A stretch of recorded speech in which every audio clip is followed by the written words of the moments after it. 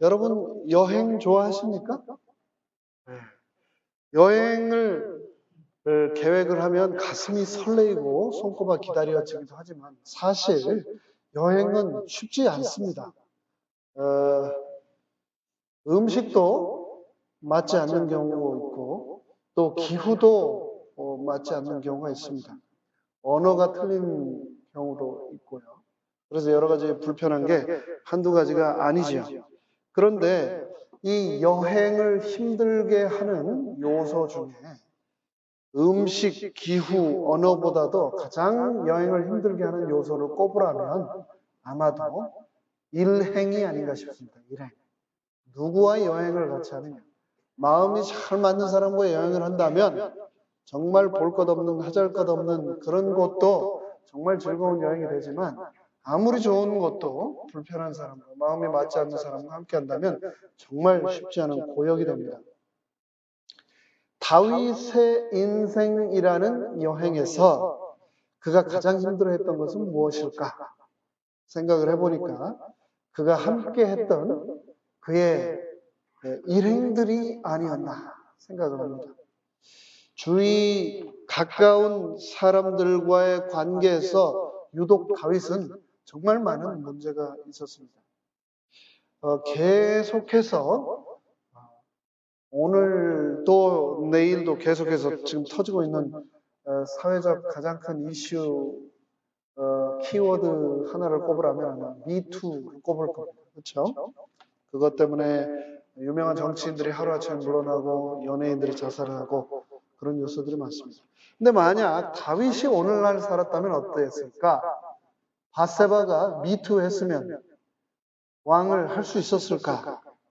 네, 왕좌에 있지 못했겠죠. 이 다윗이 그가 했던 이 인생 여정에서 그와 함께 있던 여인들 때문에 문제가 참 많았습니다. 죽는 순간까지 문제가 있었죠. 그런데 여인들뿐만이 아니라 다윗을 참 힘들게 했던 사람들 중에 하나는 또 누구였냐면은 그의 자녀들이었습니다. 이 자녀들이 노년의 아버지의 왕좌를 빼앗겠다고 서로 칼로 쳐서 죽이고 아버지가 있는데도 불구하고 왕궁을 점령하며 자기 스스로를 왕이라고 선포하는 그런 일까지 하게 되었죠. 서로 자녀들이 서로를 강간하는 참 슬픈 일들이 있었습니다. 그런데 그 모든 다윗의 인생이라고 하는 여행에서 만났던 일행 중에 그를 가장 힘들게 했었던 한 사람을 꼽으라면 저는 그의 장인인 사울을 꼽을 것 같습니다. 이 장인 사울 때문에 목숨을 걸고 10년이 넘는 세월을 광야로 도망쳐 다니고 굴 속에 숨고 이런 적국으로 들어가서 거기에서 몰래 은거하는 이런 생활들을 다윗이 견뎌야만 했습니다. 사울이 군사들을 풀어서 자신을 죽이기 위해 혈안이 되었던 장면, 그 장면이 바로 우리가 저번 시간까지 본 장면입니다.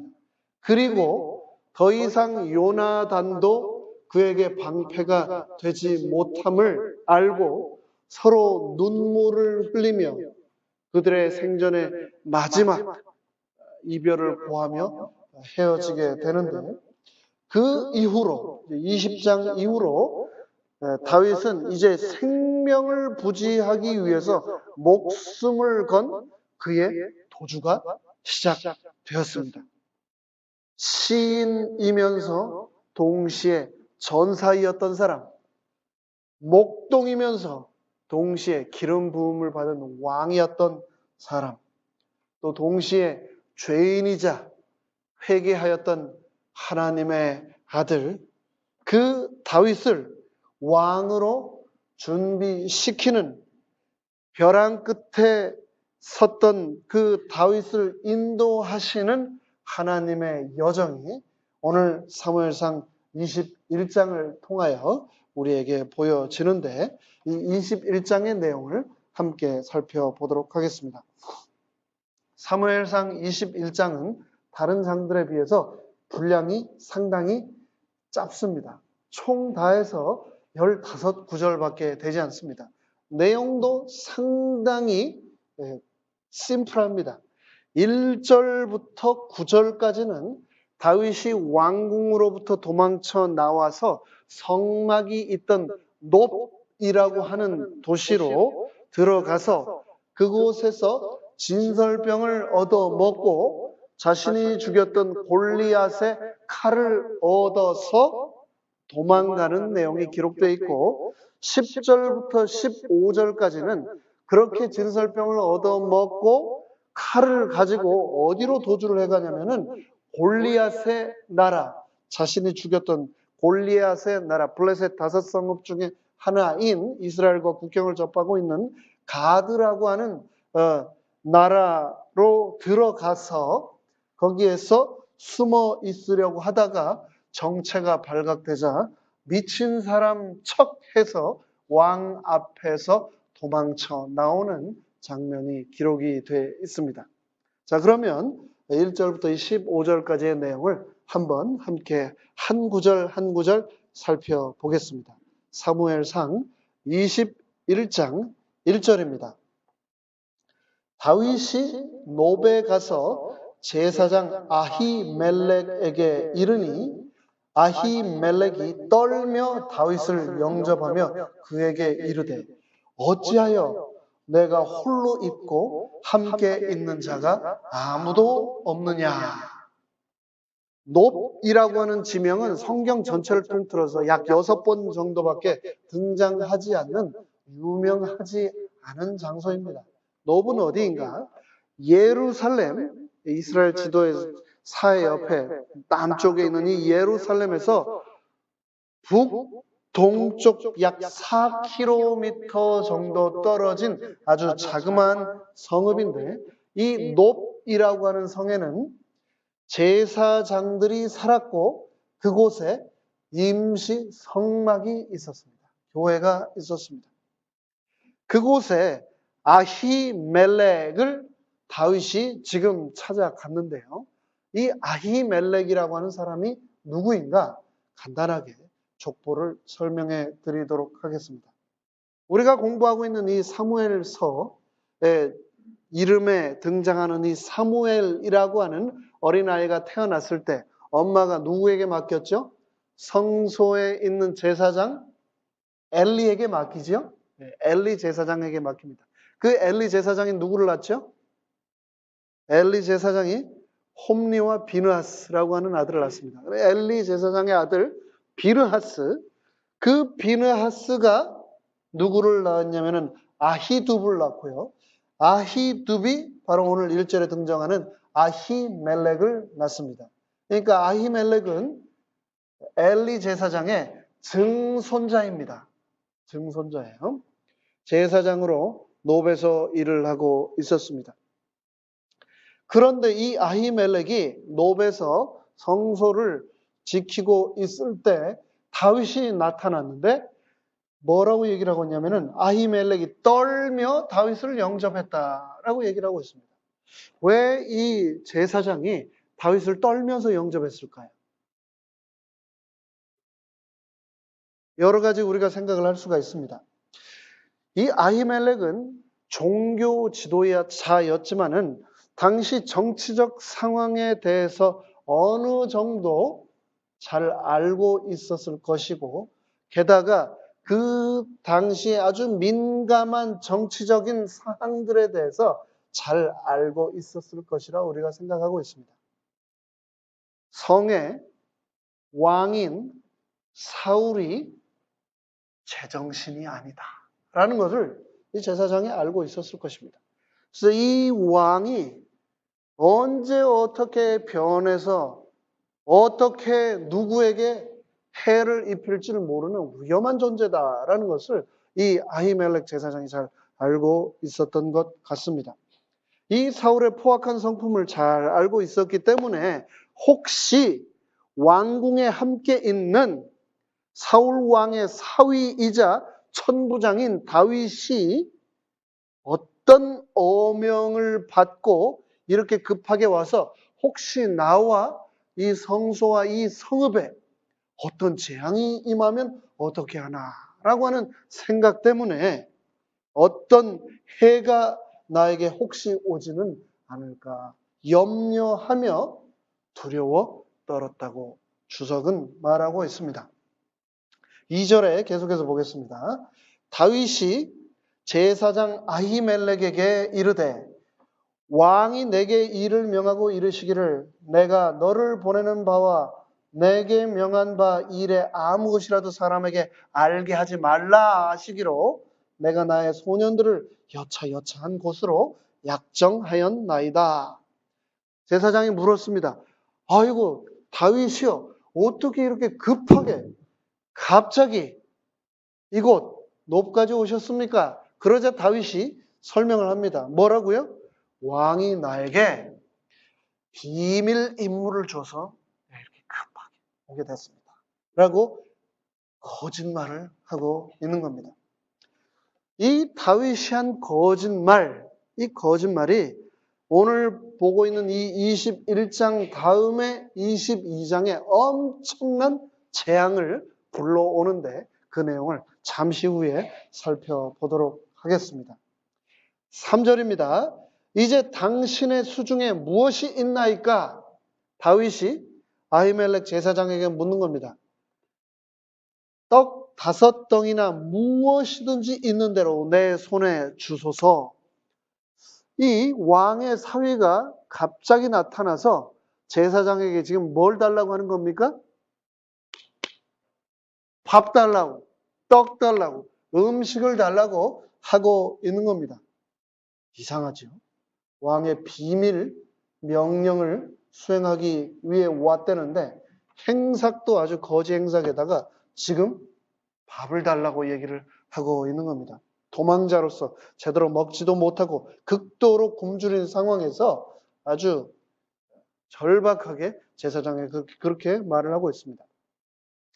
그런데 이 다윗의 요청에 제사장 아히멜렉이 뭐라고 하는지 4절에 보겠습니다. 제사장이 다윗에게 대답하여 가로되 항용떡은 내 수중에 없으나 거룩한 떡은 있나니 그 소년들이 분열을 가까이만 아니하였으면 주리라. 다윗이 제사장에게 대답하여 가로되 우리가 참으로 3일 동안이나 분열을 가까이 하지 아니하였나이다. 나의 떠난 길이 보통 여행이라도 소년들의 그릇이 성결하겠거늘 하물며 오늘날 그들의 그릇이 성결치 아니하겠나이까 하매 6절 제사장이 그 거룩한 떡을 주었으니 거기는 진설병 곧 여호와 앞에서 물려낸 떡밖에 없음이라. 이 떡은 더운 떡을 드리는 날에 물려낸 것이었더라. 제사장이 떡을 달라고 하는, 밥을 달라고 하는 다윗에게 뭐라고 얘기를 하냐면은 항용떡은 없습니다. 항용떡은 뭐냐면 일상시에 먹는 떡입니다. 일상시에 먹는 밥입니다. 항용떡은 지금 없습니다. 그런데 지금 뭐는 있습니다? 거룩한 떡은 있습니다. 이 거룩한 떡은 뭡니까? 영어로 showbread라고 하는 진설병밖에 없다는 겁니다. 진설병은 무엇이냐? 성소에 매 안식일마다 제사장들이 구워서 하나님의 전 앞에 바치는 12덩어리의 떡이 바로 이 showbread, 진설병입니다. 이 떡은 매 안식일마다 새롭게 구워서 하나님의 전에 바쳐졌고 이 12덩어리는 12지파를 상징하는 하나님을 위해 제사장들을 위해 구별된 거룩한 떡이었습니다. 그런데 아히멜렉이 항용떡은 없고 지금 뭐밖에 없다고요? 거룩한 떡밖에 없습니다. 라고 말을 하고 있는 겁니다. 그러면서 이 떡을 먹으려면 여인들을 가까이 하지 아니하였어야만 먹을 수 있는데 당신과 당신들의 군사들이 그렇지 이 떡을 먹을 수 있습니까? 라고 묻고 다윗은 먹을 수 있습니다. 라고 말을 하고 있는 겁니다. 이 이야기는 나중에 예수님께서 마태복음, 마가복음, 누가복음에 이 사건을 언급하시면서 다시 한번 유명해지게 되었는데, 대략 내용은 이렇습니다. 예수님이 제자들과 함께 안식일에 밀밭 사이를 걸어가셨습니다. 그런데 혈기가 왕성하고 항상 배가 고팠던 이 제자들이 밀밭을 그냥 걸어갔나요? 그렇지 않았습니다. 배가 고프니까 어떻게 했냐면은, 여러분 시골에서 옛날에 한국에서 보리 같은 거 그렇게 많이 해보셨죠? 그 머리 부분을 잡고 손으로 이렇게 훑으면 머리맡에 있던 밀이 한 주먹 이렇게 손에 들어옵니다. 그러면 이거를 부비면 껍질이 다 까지죠. 그러면 불고 한 입 넣어서 이렇게 오물오물 먹는 겁니다. 그 광경을 마침 누가 봤습니까? 서기관과 바리새인들이 봤죠. 그리고 뭐라고 했을까요? 예수, 거 봐라. 너희 제자들이 뭘 어겼다고요? 안식일에 일을 했다. 안식일을 어겼다. 안식일의 규례를 범하였다라고 정죄하는 장면이 마태복음 12장에 등장을 하면서, 그때 바로 예수님이 다윗의 이 사건을 말씀을 하십니다. 여러분, 진설병의 떡을 제사장이 아닌 다윗이 먹어야 합니까? 먹으면 안 됩니까? 예수님의 제자들이 안식일에 밀을 훑어서 이렇게 까부려서 먹으면 됩니까? 안 됩니까?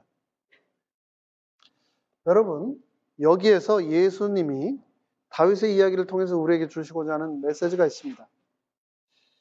우리 재림교회는, 제7일 안식일 예수 재림교회는 그 어떤 교회보다 율법을 사랑하는 교회입니다.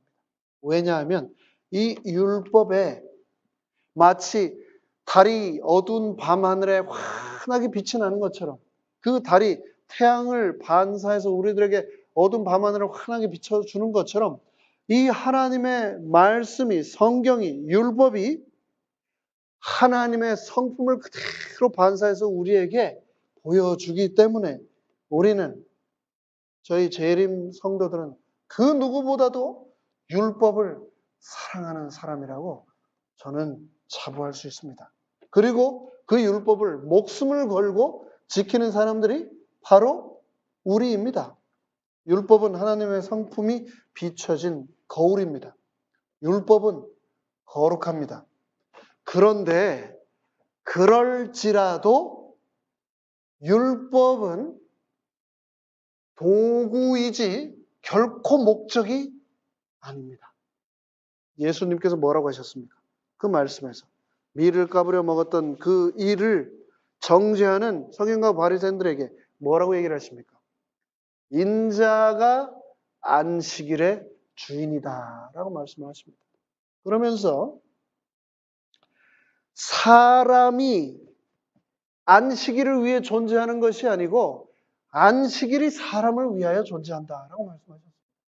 우리는 안식일이 소중합니다. 안식일을 거룩한 하나님의 남은 백성의 인으로 우리에게 주신 것을 저희는 믿습니다. 그리고 재림하시는 그날까지 이 안식일을 목숨을 걸고 지킬 것입니다. 하지만 이 안식일이라고 하는 율법은 그것을 이루기 위한 도구이지 결코 목적이 될 수 없다는 것을 우리는 잘 알고 있습니다. 안식일은 목숨같이 중요하지만 사람은 그보다 더 중요한 겁니다. 율법이 중요합니까? 예수님이 중요합니까? 율법은 목숨같이 중요합니다. 하지만 우리에게 예수님보다 더 중요한 것은 없습니다. 율법의 목적의 근본 의미는 사랑이다 라고 말씀을 하고 계신 겁니다. 요즘도 한국이 그런지 모르겠습니다. 그런데 한국에서는 가끔 어떤 일이 신문이나 TV에 나왔냐면은, 돈이 없는 가난한 사람이 생명이 위태해서 병원에 찾아갔는데 돈이 없다고 받아주지 않고 치료해주지 않고 수술해주지 않아서 죽는 일들이 있었습니다. 지금도 그런지 모르겠어요.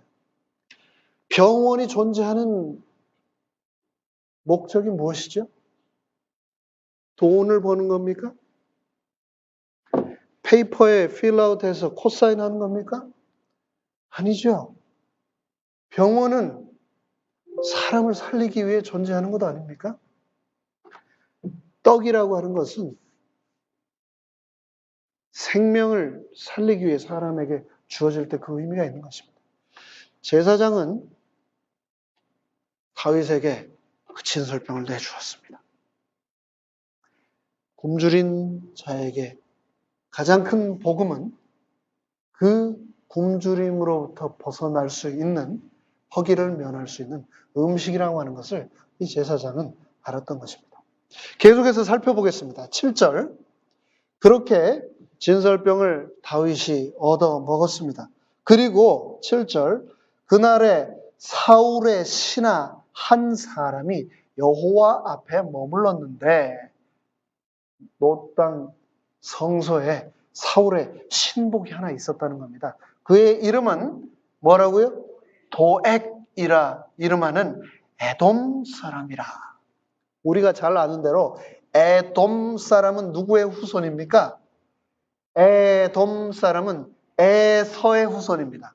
야곱과 에서, 그 에서의 후손이 바로 에돔, 히브리 말로 붉다라고 하는 뜻인데, 붉고 혈기가 좋고 아주 그냥 스태미너가 많았던 사람들, 그들 족속, 이 후손 중에 하나가 바로 이 도액이었는데, 이 사람이 사울의 신하로 있으면서 여호와 앞에 마침 그때 또 있었다라고 말을 하고 있습니다. 근데 이 도액이라고 하는 사람의 이야기를 왜 여기 갑자기 등장시키고 있는가? 아까 말했던 다윗의 거짓말이 이 도액이라고 하는 사람이 이 시발점이 되어서 어떻게 22장에 엄청난 재앙이 되었는가에 대해서 암시를 이렇게 해주고 있는 것입니다. 이 도액이라고 하는 사람은, 에돔 사람은 이방인이었습니다. 하나님의 계보에서 벗어난 야곱의 자손이 아닌 에서의 자손이었습니다. 그런데 그럼에도 불구하고 그의 조상들이 가까운 인척이었다는 이유만으로, 가까이 인근에 흩어져 함께 살고 있다는 이유만으로 많은 에돔 사람들이 할례를 받고 개종한 그런 경우들이 많았을 것입니다. 그런데 할례를 받고 개종한 사울의 최측근인 이 도액이 목자장으로 일을 하고 있었다. 이것이 무슨 말인가? 그때 당시에 가장 큰 제사는, 목축을 하던 이스라엘 사람들에게 가장 큰 제사는 바로 들에 있는 소와 양들이었습니다. 그 제사를 지키는 목자장이었다라고 하는 말은 이 도액이 사울의 상당한 신임을 받는 신복이었다라는 것을 우리가 알 수 있습니다. 가장 큰 재산인 목축을 관리했다라는 것, 그것 하나만으로 사울의 주요한 한 측근 중에 한 명이었다라는 것을 알 수가 있죠. 제사장 아히멜렉과 다윗 사이에 있었던 그 대화, 왕에게 도망쳐 나온 이 다윗이 놉당을 찾아갔고 그곳에서 제사장을 통해서 진설병을 얻어먹고 그리고 나중에 무기까지 얻어간 사실을 누가 다 쳐다봤을까요? 도액이라고 하는 사람이 다 지켜보고 있었던 겁니다. 여기서 우리는 잠시 조금 전에 말씀드렸던 이 다윗의 거짓말에 대해서 생각을 좀 해보도록 하겠습니다. 오늘날에도 여전히 거짓말은 아주 쉽게 얘기하기 어려운 주제입니다. 선의를 위해서 하는 거짓말, 흔히 얘기하는 white lie, 정당한 것인가? 하나님께서 용납하시는 것인가? 아직도 굉장히 컨트로버셜한 주제입니다. 그런데 고대 근동 같은 경우 다윗이 살던 그때 당시에는 생명을 구하기 위해서 거짓말을 하는 것은 That's no problem. 전혀 문제가 되지 않는 그런 거짓말은 얼마든지 해도 당연하다, 이해할 수 있다라고 사회적으로 받아들여지던 그런 사회였습니다. 심지어 오늘날에도 그 정도는 용납할 수 있다라고 많은 사람들이 생각하지 않습니까?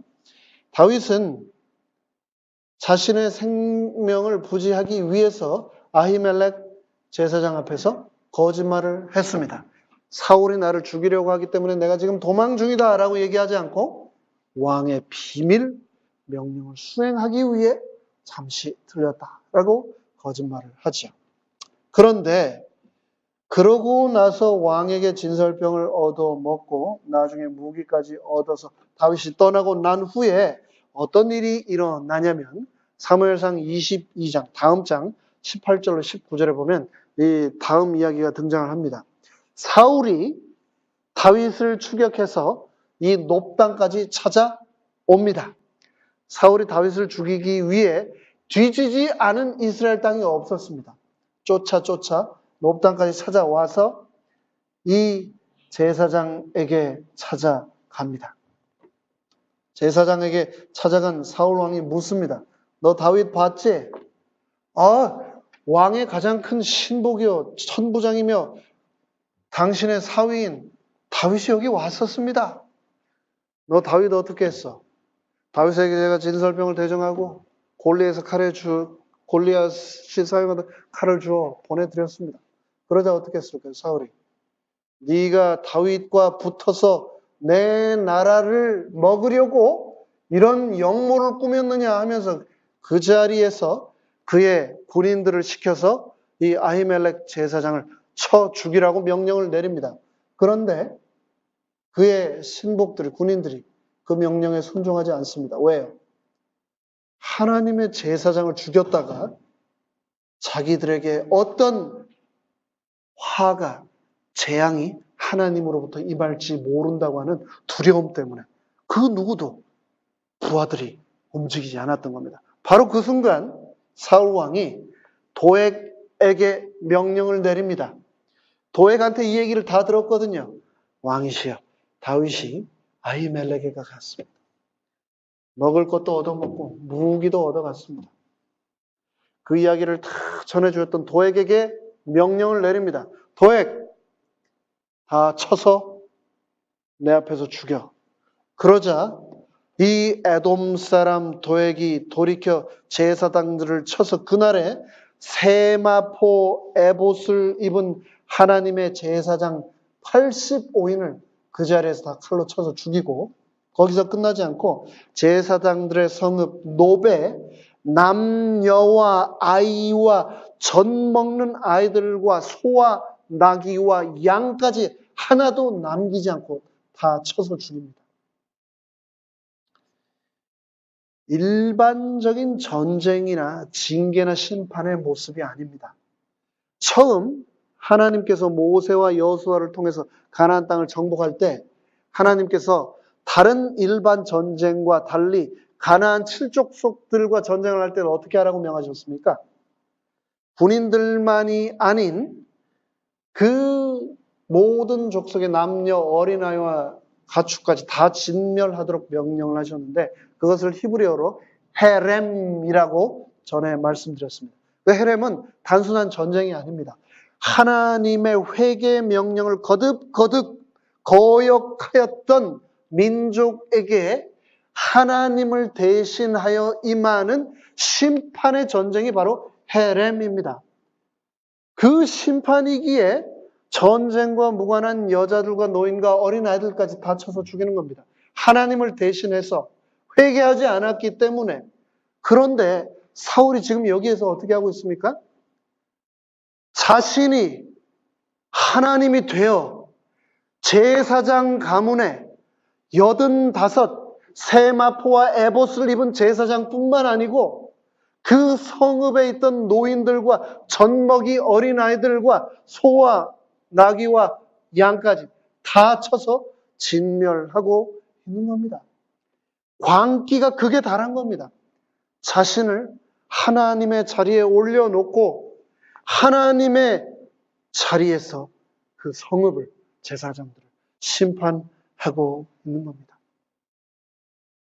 다윗이 거짓말만 하지 않았다면 이러한 재앙이 그 성읍에 임하지 않았을 텐데, 다윗은 자신의 책략만 믿고 그냥 내뱉었던 한 거짓말이 이렇게 엄청난 큰 재앙을 그들에게 불러일으켰던 것입니다.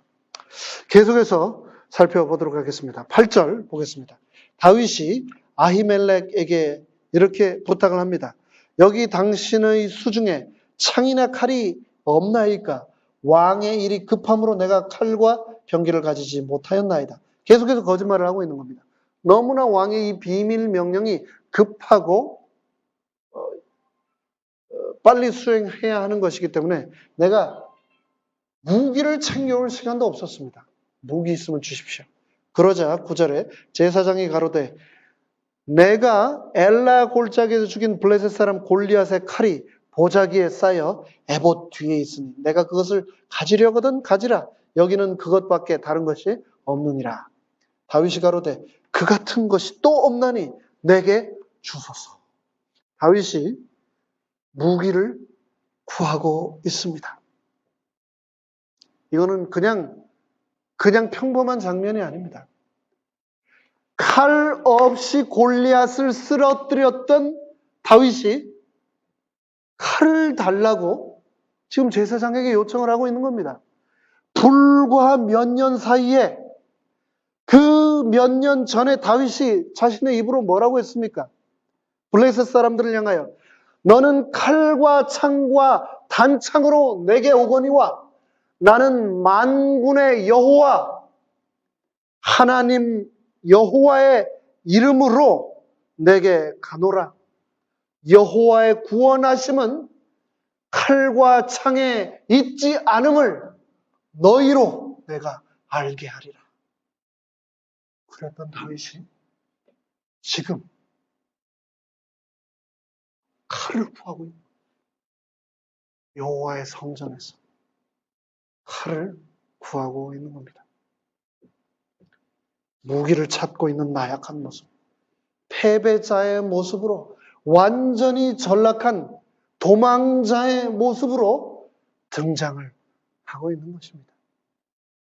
여호와가 함께 하지 않는 기름 부음 받은 미래의 왕이 이렇게까지 비참해질 수 있다라고 하는 모습을 너무나 비참하게 그려지고 우리에게 알려주고 있는 모습이 바로 이 구절입니다. 제사장은 그때의 전쟁을 잊지 않기 위하여 골리앗이 사용하던 그 칼을 아마도 상하지 않도록, 녹이 슬지 않도록 세마포 같은 것으로 싸가지고 에봇 뒤에 성소에 조심히 잘 보관을 해놓지 않았나 싶습니다. 그런데 성소에 있었던 그 유일한 무기, 그것을 다윗이 이제 가지고 떠나게 됩니다. 10절입니다. 그날에 다윗이 사울을 두려워하여 일어나 도망하여 가드 왕 아기스에게로 가니, 그 골리앗의 칼을 가지고 진설병을 먹은 다윗이 어디로 갔는가? 더 깊은 나락으로 떨어지고 있는데 가드 왕 아기스에게로 갔다. 가드라고 하는 곳이 어딘지 여러분 기억하시죠? 가드가 어디입니까? 블레셋의 5 성읍 중 이스라엘과 가장 가까이 경계를 함께 마주보고 있었던 골리앗의 고향입니다. 그곳으로, 가드 땅으로, 그곳의 아기스 왕에게로 다윗이 찾아간 겁니다. 한국 속담에 그런 말 있죠. 여우 피하려다가 호랑이 굴로 들어간 셈이 된다 라는 그런 속담이 있죠. 사울로부터 생명을 지금 구하려고 어디로까지 도망을 쳐간 거냐면은 국경을 넘어 골리앗의 땅 가드까지 가게 된 겁니다. 이스라엘 땅 어디로 숨을지라도 내가 사울로부터 살아나지 못할 거라고 생각을 한 다윗이 골리앗의 나라로 도망을 쳐 간 겁니다.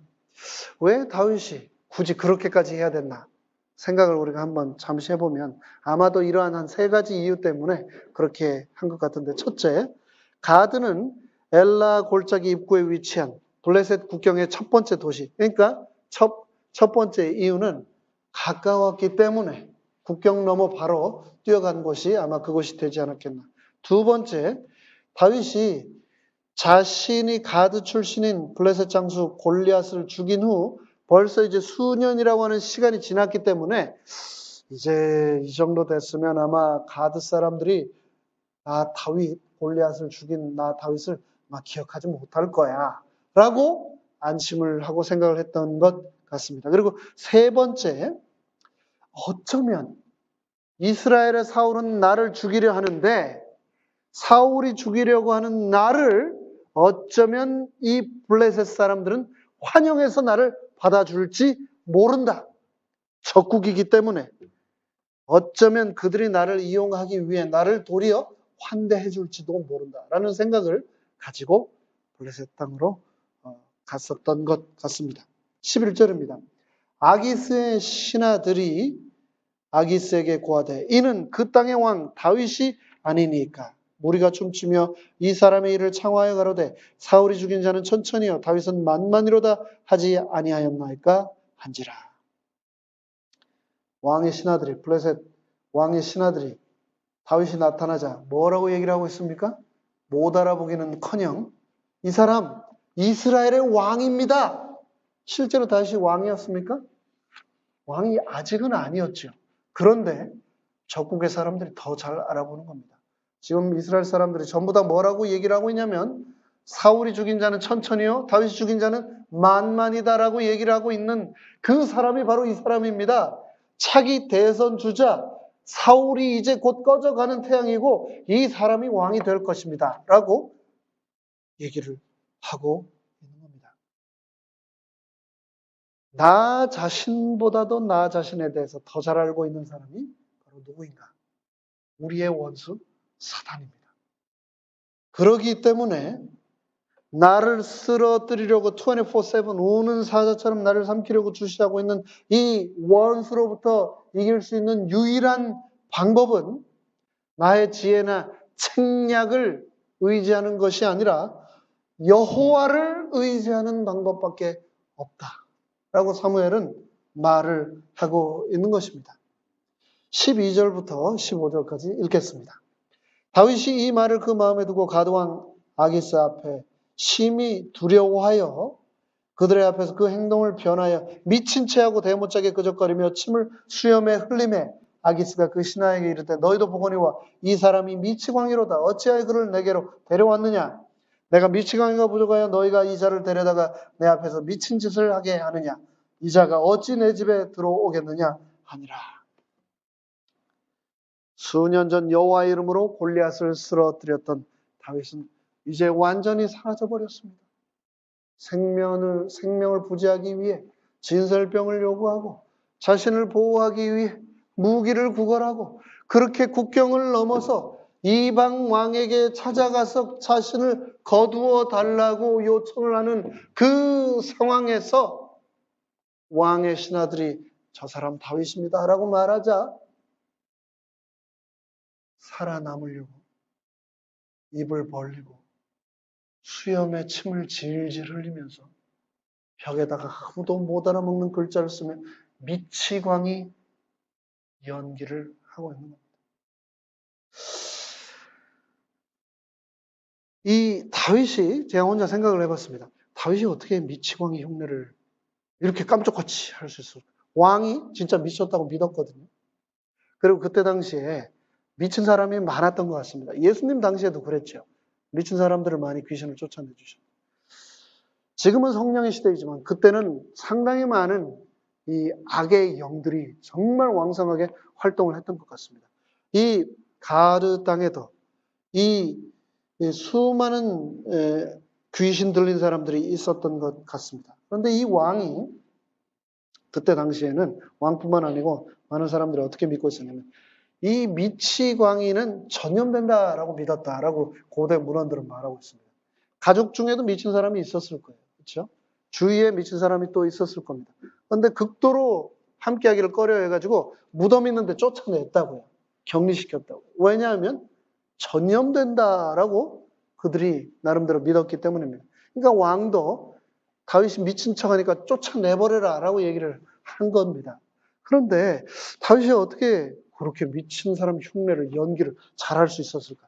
제가 혼자 생각을 해봤습니다. 내가 만약 그런 상황이 되었고 미친 사람 흉내를 내야만 했으면 제가 어설프게 흉내를 했으면 아마 왕한테 걸려서 땡가당 이렇게 죽었을 것 같아요. 연기가 시원찮아서. 그런데 다윗은 정말 미친 사람처럼 흉내를 그대로 냈거든요. 어떻게 그럴 수 있었을까? 제 혼자 생각입니다. 아마 왕궁에서 하프를 연주하며 왕을 치료할 때 사울이 참 수시로 미쳤거든요. 악령 임해가지고 막 미쳤잖아요. 그 모습을 많이 보면서 미치면 저렇게 되는구나 하는 것을 좀 알았던 것 같습니다. 그것까지도 다윗에게는 도움이 됐던 것 같아요. 그래서 그 악령에 사로잡혀 수시로 발작하던 그 모습을 흉내를 잘 내서 위기를 모면을 하지 않았나 그런 생각을 했습니다. 하지만 정말 비참한 모습입니다. 목숨을 부지하기 위해서 하나님의 기름을 부음 받은 왕, 맨손과 물매 하나로 적국의 영웅 골리앗을 쓰러뜨렸던 다윗이 남자들의 자존심, 그 길렀던 수염에 침을 흘리면서 미친 사람 흉내를 내고 있는 겁니다. 이제 말씀을 마무리하겠습니다. 이 사무엘상 21장을 통해서 우리가 얻을 수 있는 영적 교훈은 이 사무엘상 21장을 통하여 자비의 하나님을 우리는 기억해야 하겠습니다. 하나님께서는 제사보다도 자비를 원하시는 분입니다. 법이냐 사람이냐? 하나님은 사람을 택하시는 분입니다. 예수님은 항상 사람을 선택하셨습니다. 하나님의 자비가 정의입니다. 옳고 그름의 기준은 율법이 아니라 하나님이다 라고 하는 것을 우리에게 기억하기를 하나님은 원하고 계십니다. 많은 사람들이 예수님 당시에도 율법주의에 얽매여서 옳고 그름을 따지고 있을 그때에 사람들이 죽어갔습니다. 우리도 마찬가지입니다. 교회 안에서도 마찬가지일 것입니다. 우리를 먹이시는 거룩한 떡, 생명의 떡이신 하나님이 우리의 유일한 기준이 되어야 하겠습니다. 둘째, 사무엘상 21장 이 거룩한 떡을 통해서 우리가 기억해야 될 것은 피난처는 하나님밖에 없다라고 하는 것입니다. 높당의 성전도 아니고 가드 땅도 아니고 우리가 피해야 될 것은 하나님밖에 없다. 하나님의 임재의 떡만이 세상 모든 위험과 두려움으로부터 우리를 지켜줄 수 있다. 시편에 참 제목이 특이한 시가 하나 있습니다.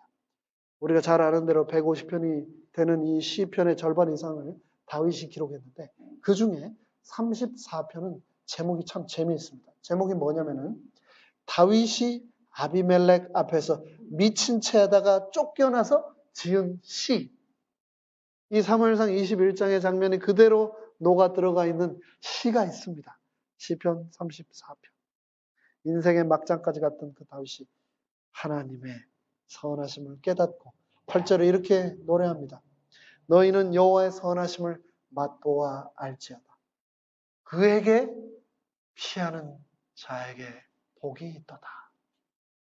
우리가 인생의 벼랑 끝에서 혹 있다면 우리가 찾아야 할 유일한 피난처는 아버지 하나님의 품임을 우리 모두 기억하게 되시기를 간절히 바라면서 말씀을 마치겠습니다.